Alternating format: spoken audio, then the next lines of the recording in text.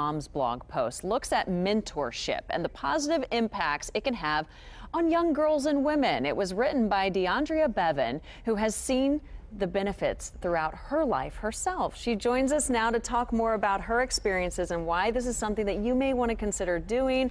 Good morning. Thanks for braving the cold to come in with us. I took a sled here. Yeah, right. Whatever it took, you did it safely. I did. And we appreciate it. I did. So this is something that's near and dear to your heart. You grew up with a mentor yourself. I did, Teresa Brown. And so, you know, when there were things that I wasn't doing well or things that my mother didn't appreciate me doing, she would always call Teresa. And so at that point, Teresa kind of told me growing up that eventually you have to give back. And it's not hard work, it's hard work. So that was always really important. So I spend my Saturday afternoons with girls who are teenagers who that's not the ideal way to spend your Saturday afternoon. Not always for a lot of people, but you are paying it forward because you Yes. saw the benefits yourself. How do you think you're different today because you had her in your life? Well, just because of the fact that she was always available to me and she was who I needed to see growing up. Like, I feel like girls need to see something in themselves, and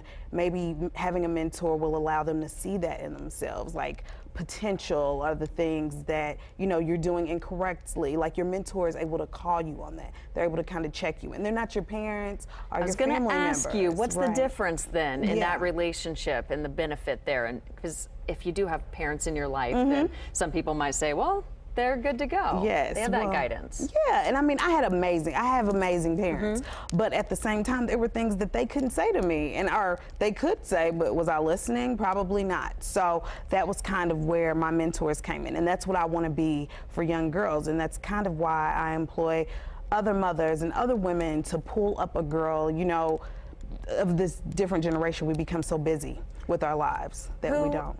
Who out there listening and watching at home should have their ears perking up right now to say, I would make a good mentor? Who is that person? What kind of qualities should someone have? Patience. That would be the main thing that you would have. You'd want to have patience, and you'd want to be empathetic. You don't want to be someone who's judgmental, because people don't go to people who they feel are judging them. So you don't want to be judgmental, but you really want to have like the patience, and you want to have a listening ear to be available to these young women. And there are many organizations that need mentors: Boys and Girls Club, Girl Scouts, Center for Leadership Development, 100 Black Men financial literacy programs. Like, they need mentors. That was going to be my next question. How do you get started with this? It might feel overwhelming to people, but I'm guessing it's a simple phone call to one of these groups. It is. Simple phone call, simple email. Okay. Definitely. We appreciate your time so much. Yeah. And of course, we can find your blog article online right now. And we'll get that all that information on wishtv.com as well. Thanks again. Thank you. We appreciate you. Thank you. We will have